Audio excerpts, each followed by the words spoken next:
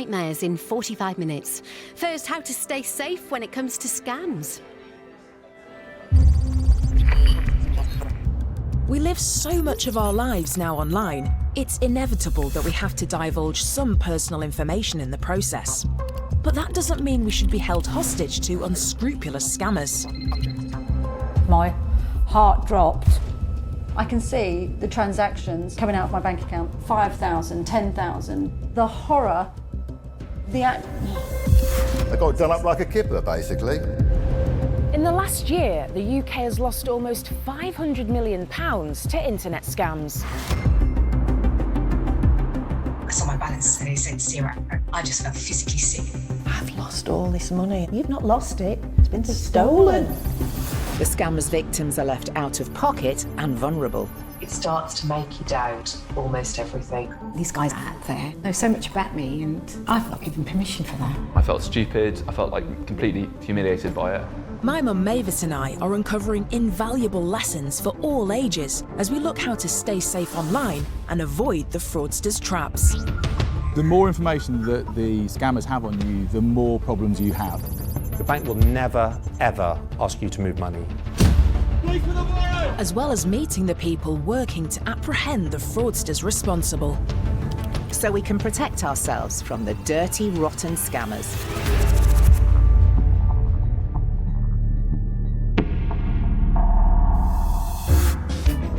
Coming up, how fraudsters convinced this man he was working to fight organised crime. They then actually said to me, as a government department, we want your help. Will you help us? I find out that my own password is leaving me vulnerable to hackers. So I'm guessing maybe it starts with a capital letter? Yeah. Okay. Ends with some numbers? Yes. And this woman learns how much she needs to do to make herself safe from scammers. You have scared the bejesus out of me. Seriously. Fraudsters are exploiting the fact that more of us are moving to online and phone banking. During the pandemic, there was a 75% increase in remote banking fraud.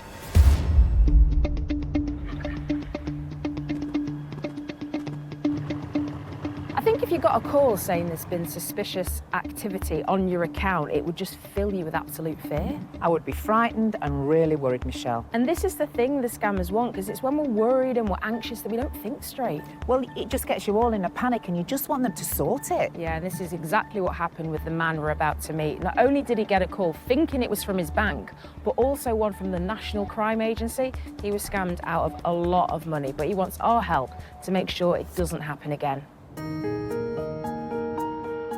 Phil is a businessman from Nottinghamshire. He's had a difficult year, first coping with cancer treatment and then being subjected to a heartless scam.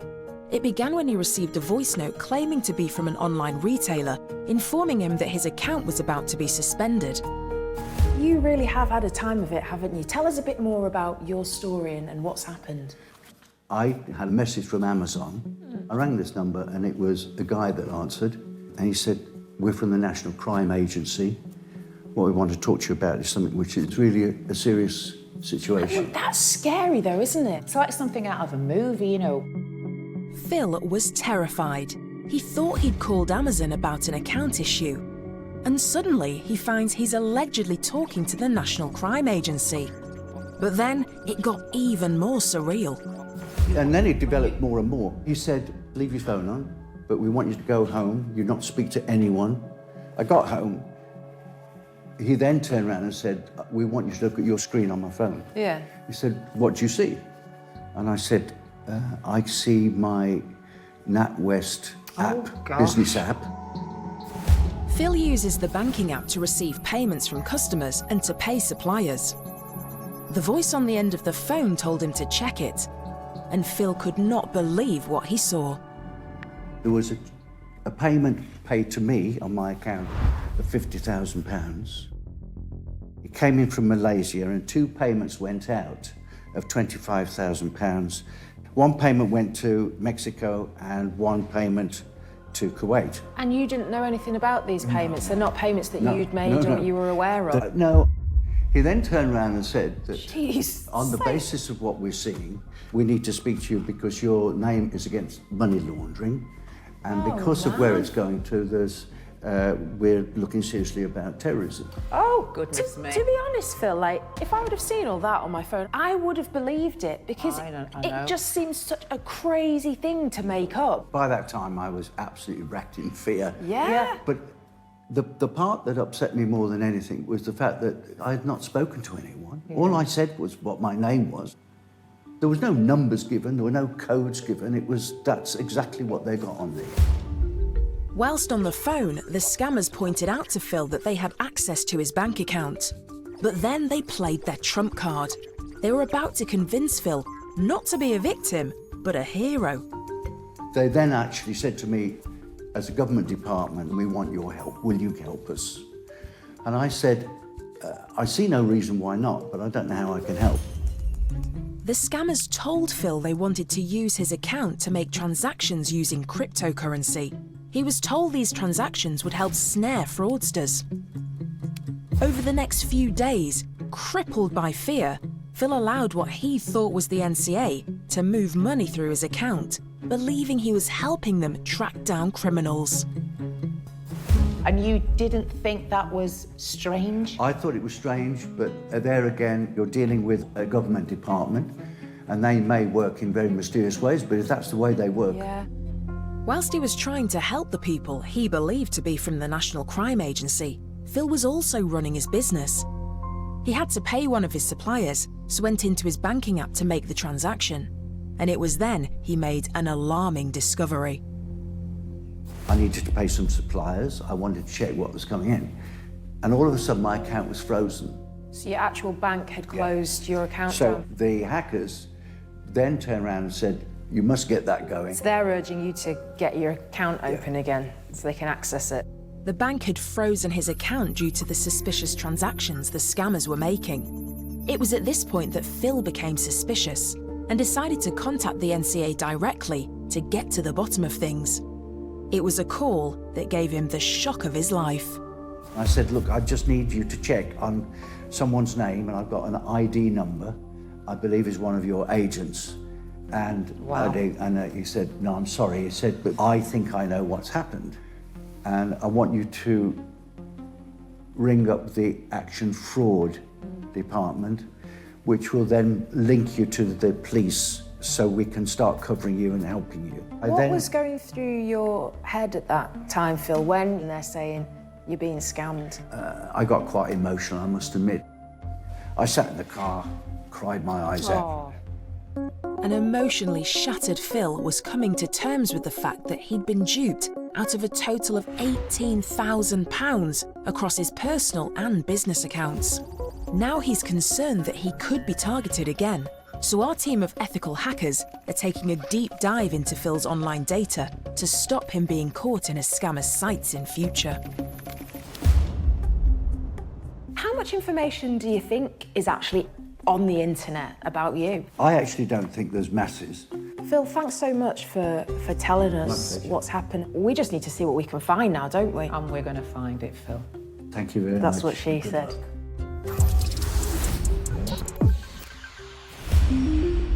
The crux of this con was that Phil believed he was talking to the National Crime Agency. But would the agency ever ring you out of the blue and ask you to become an internet vigilante? I'm on my way to meet Ben Russell, the Deputy Director of Economic Crime at the real National Crime Agency, to find out more. So first of all, Ben, how are the fraudsters incorporating the NCA into their scams? We know that a number of people are being contacted by individuals claiming to be from the NCA, particularly saying there's a problem with your national insurance number, which just doesn't, for many of us, doesn't sound believable. But we know that they are good at what they do, and they only need a small number of people to hand over their information for them to be very successful. Well, we had a chap who was called from the supposed NCA and was even asked to help with a case. Is that something that you would expect the real NCA to do? The National Crime Agency will never contact you asking for your personal information. We will definitely never contact you asking for your national insurance number. And if we did, we would absolutely not do it over the phone. The criminals are so successful because they are persuasive. And I think the most important thing is that people, if they do fall victim to this, they come forward and share their experience so that we can catch the criminals. We don't want anyone to feel ashamed. How would we expect the National Crime Agency to get in touch with us if they ever did? The NCA might contact you if you're involved in a criminal investigation, if we need to take a witness statement. Like the police, we might turn up at your house, we would present identification, we would explain a detailed rationale for why we were there. It would be highly unlikely that we would be asking for your personal information. We would be absolutely not doing it over the phone. Anybody who's contacted by anyone claiming to be from the NCA, I recommend putting down the phone. What are the key things we should all be doing as individuals to protect ourselves from cyber-enabled and dependent fraud? So we say stop, challenge, protect. Stop and have a think, does this feel right? Challenge the person asking you for something and protect your personal data. And if you are victim, if you do give over information and you suddenly think, oh, I shouldn't have done that, tell us about it, tell your bank about it, call Action Fraud. Whilst talking to Ben has made it clear the NCA would never call you out of the blue, the scammers that called Phil were convincing enough for him to believe them. Which makes me really worried how my mum would react if she got a similar call. If you got a call from someone saying they're from the National Crime Agency, what would you do? The National Crime Agency calling me? Yeah? Well, to be honest, I'd be off my face to be thinking, what? What do you want? What have I done? And I don't know why I'd say what have I done, but you automatically think you've done something wrong if the crime agency are ringing you, unless they were asking me to go and work for them. I don't know, I would be worried, yeah. I think you'd make a good, crime detective. That's because I always watch a lot of Murder, She Wrote and Miss Marple. I like Columbo. I know you do. But seriously, I'd be worried. But would you not just put the phone down? Well, it depends what they said next, to be honest. You've been involved in a crime. You need to help us out or we're coming to get you. I'd put the phone down because I don't do crime. Trading Standards have been at the forefront of protecting consumers from crooked cons for decades. But in the 21st century, online is where the biggest threats now come from. Louise Baxter Scott works for the Surrey Trading Standards Service. For scammers, the pandemic was a golden opportunity, and Louise and her team were busier than ever. With the pandemic and lockdown, fraud was one of the highest crime types. So our work picked up rather than slowed down like a lot of other people's. Because of the pandemic, Louise and her colleague Adam have had to move their working primarily online and work from her kitchen rather than Trading Standards offices. But their workload is higher than ever. It varies from day to day, but a lot of it will be around trying to manage what's going on within the team, new projects, new partnerships, trying to keep it relevant and keep pushing those messages out there so that those messages continue to land with people. We don't want to keep repeating the same things over and over and over again. But a lot of our stuff is around trying to change the perceptions of fraud victims and of vulnerable consumers. And Louise is clear that the surge of online scams means we need a complete rethink in how best to tackle this heartless crime. We need to change the way that we think about fraud. It's not a victimless crime. We need to ensure that the victims are protected and treated as victims. The cost to the UK economy is between £5 and £10 billion a year. And that's without the on-costs, that's without the emotional harm and the potential additional care and support needs that these victims then need. If you're an older consumer and you are defrauded in your own home, you're more likely to die or go into residential care within 2.5 years. In 2012, Trading Standards have been aggressively targeting online fraud through schemes run by Louise and her team. Many scams come the old-fashioned way, via post. A terrible misdemeanour has caused you to miss out on this valuable resource of money, and I know how much you are in need of at the moment. We professional clairvoyants have got together to actively fight back against the unethical method employed by these frauds. But since the outbreak of COVID-19, Louise is desperate to warn people about the dramatic increase of cyber-enabled crimes reported to Trading Standards, which can target many different areas of an unsuspecting person's life. We saw an increase in online shopping scams, so people buying goods that didn't exist or buying counterfeit goods. We've seen an increase in text scams that are asking for you to click on links to input your personal details or your credit card details for small amounts of money. So it's only a couple of pounds, so people aren't overly worried about it. But once you've inputted your personal details into one of those websites, your details are then sold on to other criminal groups. They can target you for larger sums of money. The criminals call them suckers lists. So once you've responded to one scam, your personal details get trafficked from organised crime group to organised crime group so that those criminals can essentially groom you as an adult, coerce and control, and try to extort more and more money out of you. Lou is now recruiting ordinary members of the public to help her fight the fraudsters. Scammers beware, there's a scam marshal in town, and we'll learn more about them later in the show. It's not just suspicious emails and websites that are snaring unsuspecting members of the public. Simply clicking a link in a text message can set off a scamming frenzy. After a year on the front line of the pandemic, Ruth took early retirement from her nursing career to care for her sick husband, Tom. They planned to spend their retirement travelling the UK in the narrowboat they recently bought. Then one day a phone buzzed with a new text message. I received a text message alleging that they were from Royal Mail, asking me to pay £2.99 to have an international parcel delivered. I stupidly clicked on the link, something that I would never normally do, put in my bank details, and the next thing I know, 3 days later, I'm getting alerts from Santander saying that £3.50 has been tried to be taken. Is that you? So I said no. I've had another one a few minutes later. Same thing, £3.50. So I contacted my bank and spoke to the security team, and they advised me that somebody else had tried to spend £6.50, which I found out later was a taxi company. And I said, no, that's definitely not me. So my card was halted straight away. But if Ruth thought that was the end of her scuffle with the scammers, she could think again. Once you get one, and if you, like I did, stupidly click on it, you're then bombarded. And then it becomes a constant thing. I'm not the only one. My son's had one this week, actually. So I don't know if they've just managed to get my details or somehow managed to get, my family's details to be able to send them scam texts. I'm not sure if they pass your details around. With more scammers having Ruth's details, the floodgates opened. She began receiving texts claiming to be from the HMRC, calls about her computer having a virus, and scammers even attempted to spend £1,300 on a telescope using her credit card.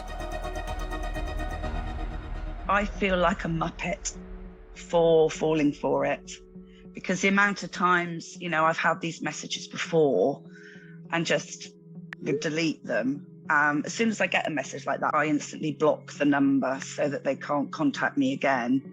I'm putting it down to the fact that I was tired at the time. And that's my story, and I'm keeping to it. But it's more than just the financial loss. Being constantly bombarded by scammers is mentally exhausting. Ruth tried to be proactive to halt the flow of scammers contacting her. I do have a VPN app that I've downloaded, so I use that. I clear my history. I'm very conscious about my passwords. I'd like to know how they get our details. Where are they getting our telephone numbers from? How are they getting hold of our email addresses? I think there should be some kind of tip sheet for anybody to follow. If somebody could tell me, what I should be doing. I thought I was pretty cautious. Hopefully somebody will be able to point me in the right direction. Our team of hackers are looking into Ruth's case to get her the answers she needs. Ruth was targeted with texts claiming to be from the Royal Mail and HMRC. And she's not alone. In March this year, there was a 645% increase in Royal Mail-related phishing scams. And last year, a massive 1 million people reported a suspicious contact from HMRC. So what are they doing about it? I'm on my way to meet Mike Fell, the head of HMRC's cyber operations. Why do you think the HMRC in particular is weaved into the fraudsters' scams? It's got a legitimate reason to be in touch with everybody in the UK, and a legitimate financial reason as well. And whereas if a criminal were to choose a bank brand, for example, they may hit 1 in 5 people. The ubiquity, the relationship that everybody can have with HMRC means that it has been targeted. And what type of scams are we seeing appear that involve the HMRC? Things that we see cut across phone scams, email scams, and text message scams typically. We saw over 600,000 people telling us that they were offered spurious tax rebates. We also see phone calls that are threatening arrest for spurious tax debts and also sometimes for abuse of national insurance numbers. Well, unfortunately, there is no bounds that these criminals will cross. We've seen the COVID schemes abused significantly with offers of fake financial support as well. So just to make it really clear, tell us exactly what the HMRC won't do in terms of contacting people. So HMRC is never going to ring out of the blue threatening your arrest or telling you that there has been fraud on your national insurance. We're also never going to send an email out of the blue asking you to click on a link and provide personal or financial information. Mike's told us HMRC very rarely send texts, and we've been told the Post Office never just send texts asking for payment. But when you think you owe money, you just panic like Ruth did. I'm worried Mum would do the same thing as well. Have you received any dodgy texts, from Royal Mail or HMRC, your bank? Well, I didn't think it was dodgy, but I did receive a text from the Royal Mail. And to be honest, I did actually click on the link. You clicked on the link? Well, the only reason I did it, love, is because I was expecting a parcel, seriously. And the only thing that stopped me going further, they started asking me my bank details. Well, you know me, Michelle, I don't give money to anyone. I'd already paid the online retailer. I thought, well, I'm not paying. If it's late or they want any money, they'll just have to come to the door for it. It's so easy to do, just click, especially if you're expecting a parcel. I was expecting a parcel. How many parcels were you expecting? Why are you wanting to know how many parcels I've been? You have more parcels than I have. I don't have more parcels You than do? you. I don't have more parcels. Whatever it than is you. anyway, you'll like it and you'll probably be wearing it, love. Fair enough.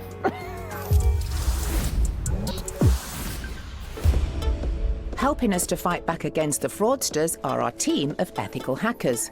They know exactly where to look to find the information we don't want people to know. Earlier, we met businessman Phil, who was duped by scammers into thinking he was helping the police catch criminals, when they were emptying his bank account of £18,000. Head hacker Ikra is scouring the internet to find out where Phil might have left himself exposed to other online crooks. And she's already turned up some interesting information. Hi, Ikra. Hi, Ikra. Been looking into Phil for us. Tell me a little bit about what you found. So with Phil, we did find several addresses associated with him. Even if these were previous addresses, they can still be pretty dangerous to have out there.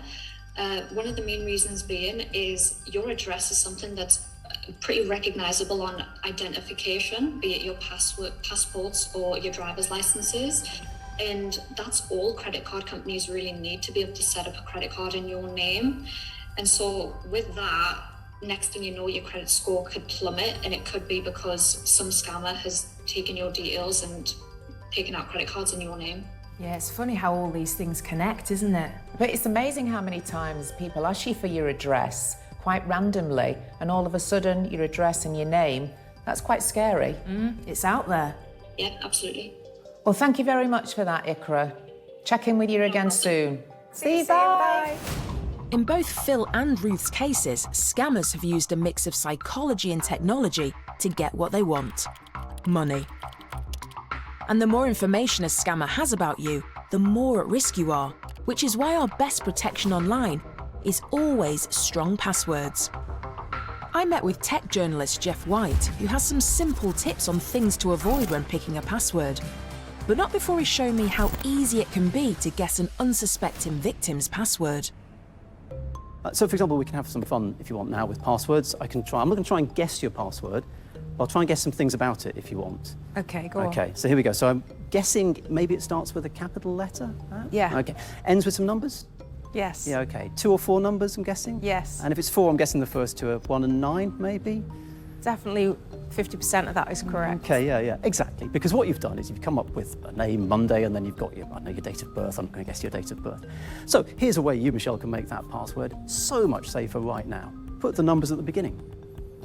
Hackers know, they understand how we think, and they just hack passwords the same way. If they're going to guess your password, they're going to guess a capital letter at the beginning. You start with numbers, suddenly you're way up the tree in terms of safety. You're way safer than other people. It's just stuff like that, basic stuff.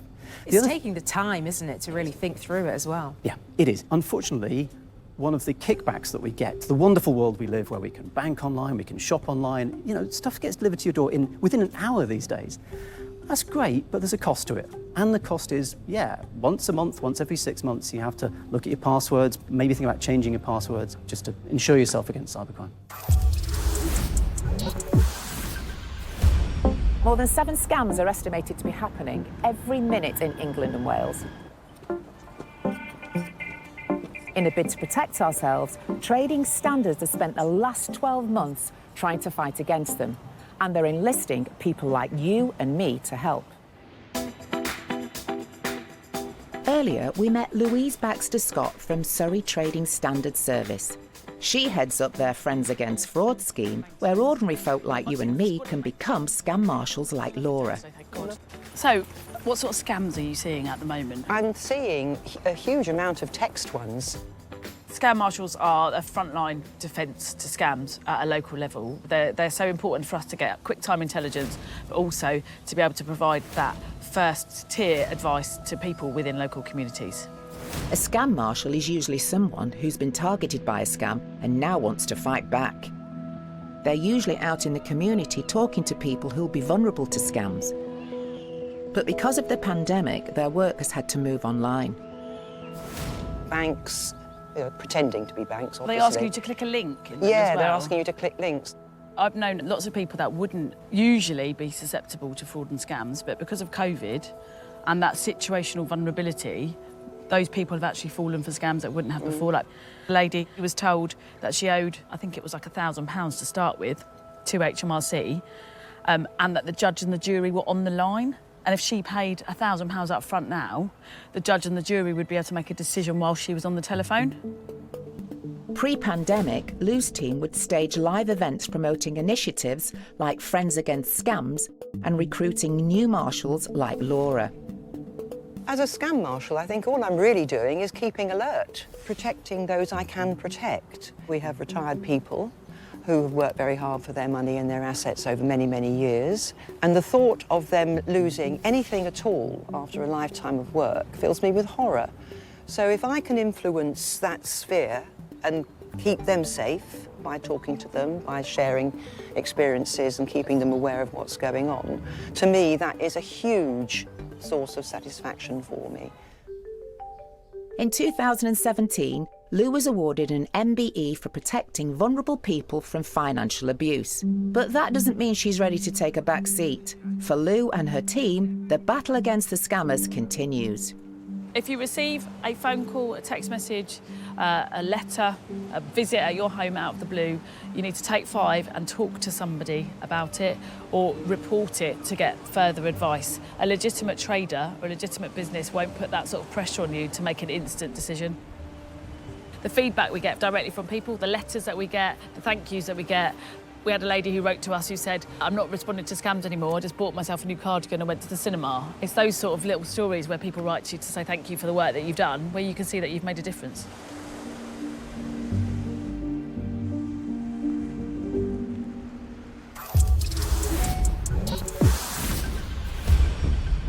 Ruth fell foul to the Royal Mail unpaid postage scam and is now being bombarded by texts and calls from con artists after her money.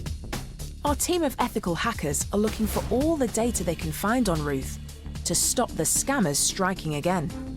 Me and Mum are catching up with lead hacker Ikra to see what the team have uncovered so far. Ikra, hello. So tell us, what intel have you got on Ruth? Well, with Ruth, she is a pretty extensive sharer on social media.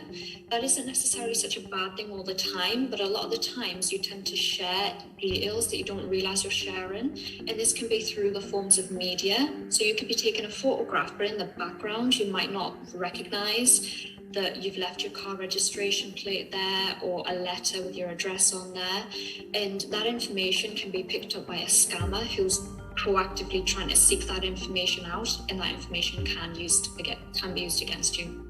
To be honest, I do that all the time without thinking. You do. Really useful stuff, that, Ikra. We'll look forward to telling Ruth. No problem. Yeah, thanks very much, Ikra.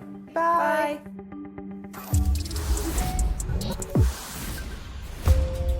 Phil got a call from scammers claiming to be from the National Crime Agency. They took control of his bank accounts, allegedly as part of a sting to bring down online criminals. But the only person being stung was Phil, to the tune of £18,000. Phil's worried that he could be targeted again, so our team of ethical hackers have been looking into what information they can find online about Phil. Now he's come to meet us again to find out what our findings are and what he needs to do to keep himself safe from scammers. So, our ethical hackers have been looking into the information that's available about you online to help you understand what the scammers have on you and how you can stay safe in the future. Okay. So basically, a quick look at your social media and your online presence tells us that you're a big football fan. Yeah. We can see what you do for a living, and a full timeline going all the way back to the schools that you went to. And although, for all of us, these things seem incredibly innocent, it can provide a very big clue as to what your passwords might be as well. I mean, I don't put masses on things like Facebook, but there are times, you know, when I might make a comment, I'll respond to somebody. So, yeah, I'm quite open about talking to people like that. This is what the scammers prey on. I actually think it's frightening, you know, that you can have a whole timeline on yourself that goes back years and years and years, and they're actually spying on you looking at this timeline. So it may seem innocent, and we all do it, but this is what the scammers want. They take advantage of that timeline and collate as much information to build a profile of the next victim, and in they go. Yeah. Phil's ordeal began when he received a call, supposedly from Amazon, saying that his account had been suspended and to ring a number. When he rang it, the scammers then claimed they were from the National Crime Agency, and Phil was in trouble. I mean, there's so many words in there. Investigation, money laundering, terrorism.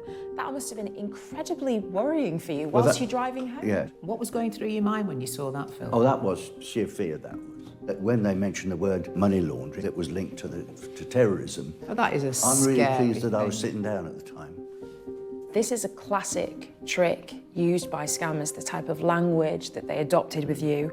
When they're on the phone to you, they're saying this is urgent, it requires immediate response. It basically stops you having the brain space to assess whether what they're saying is true because you're worried. So they've not only scared you with the threat in the first place, but then they go almost a 180 and think, well, we're your friends. That's them getting you on one side because you're actually going to help a government department to get hackers. And I'm helping them do it. But it's such a manipulative trick, and it's got a name. It's called othering.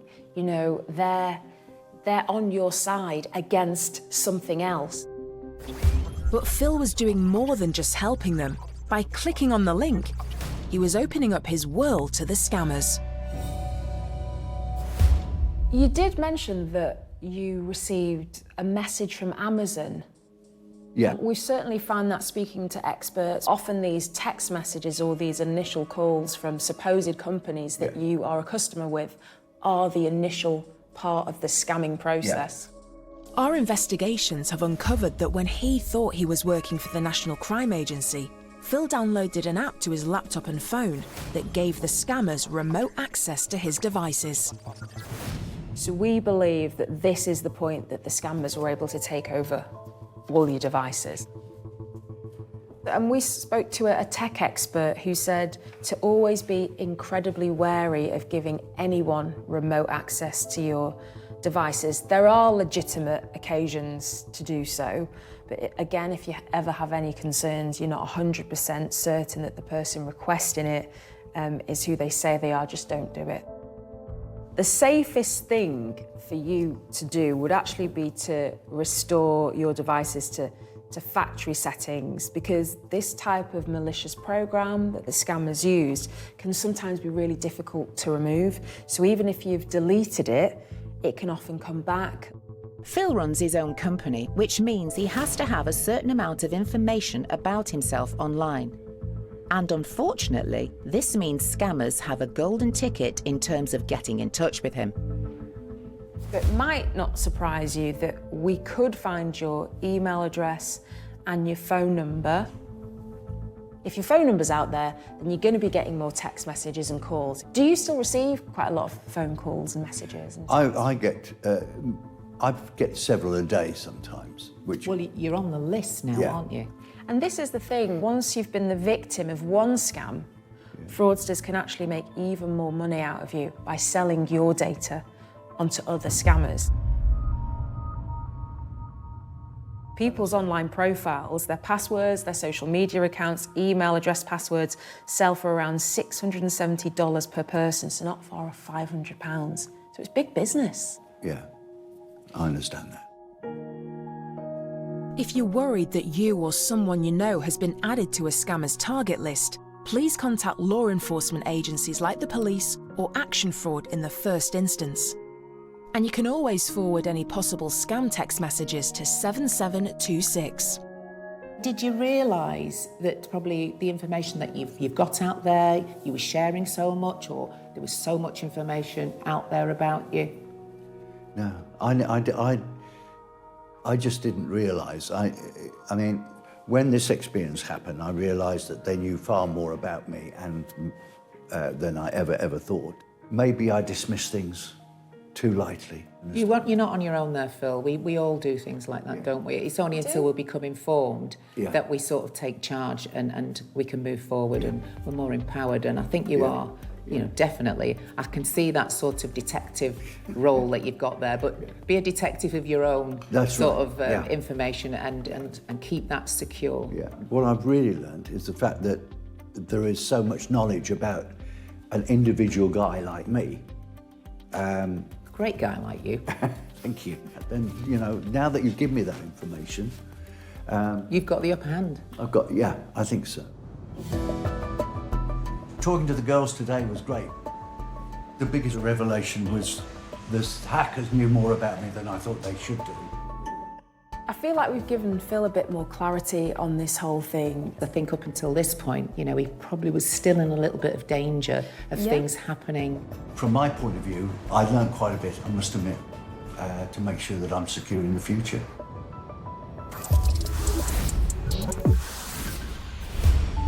Earlier, we met Ruth, who fell for the Royal Mail text scam, resulting in her being bombarded with texts from companies claiming to be from banks and HMRC. She even discovered that scammers were attempting to spend £1,300 on her credit card.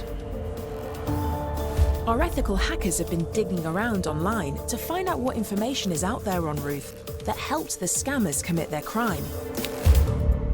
And now we're ready to reveal our findings to her.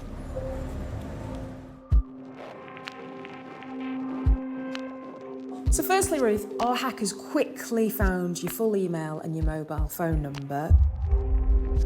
These are publicly accessible, and what we know is that you are more likely to be contacted with malicious calls, texts, emails, that kind of thing. Now, phishing or smishing, in your case, is when you receive an email or a text looking to collect more data from you, which scammers will then use maliciously.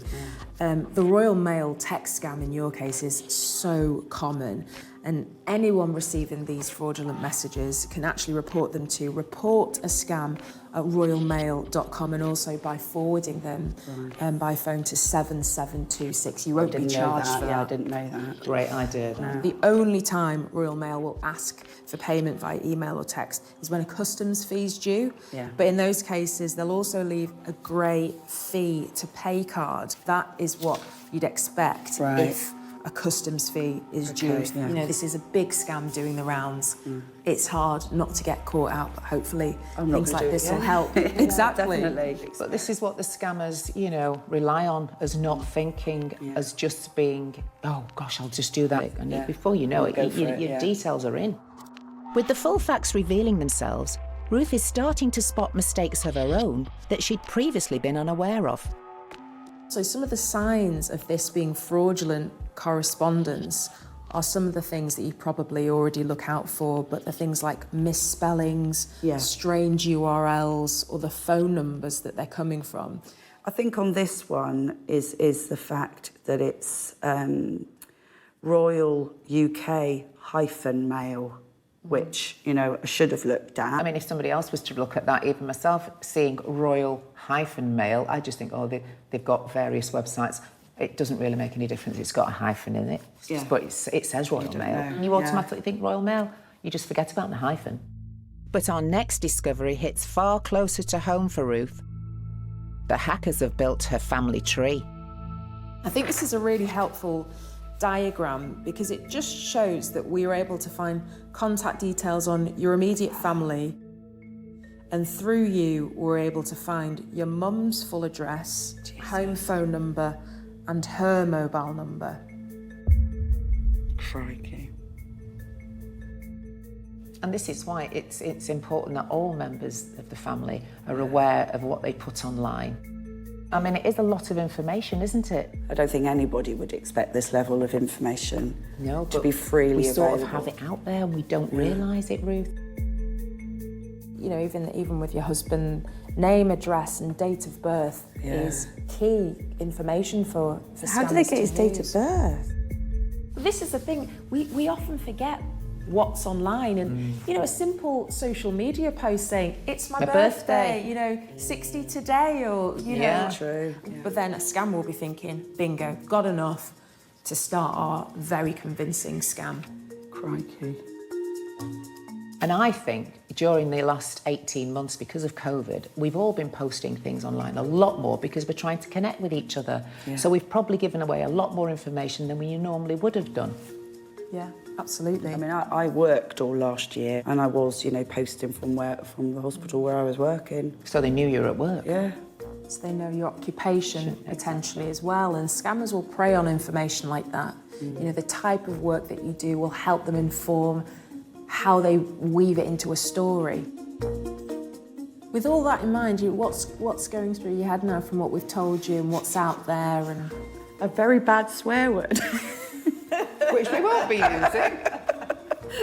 I'm like, I am totally flabbergasted that all of that is just so freely available on me.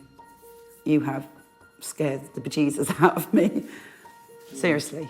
But we're not here to scare you, Ruth. We're here to sort of make you aware and empower you to make positive changes and be proactive. Definitely. And continue to do so. Yeah.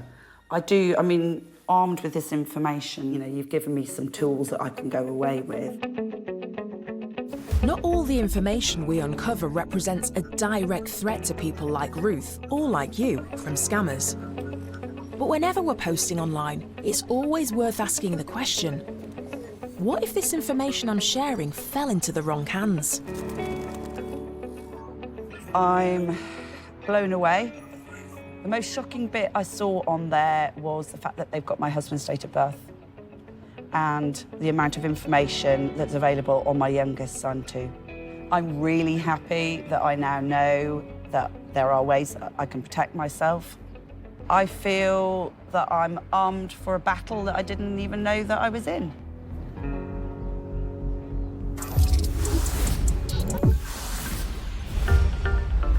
How secure are you online?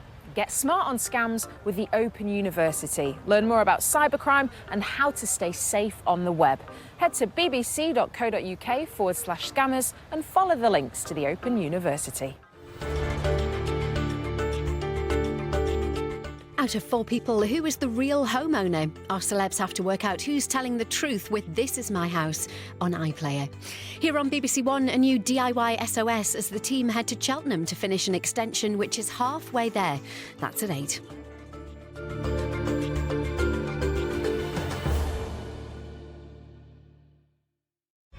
Right now.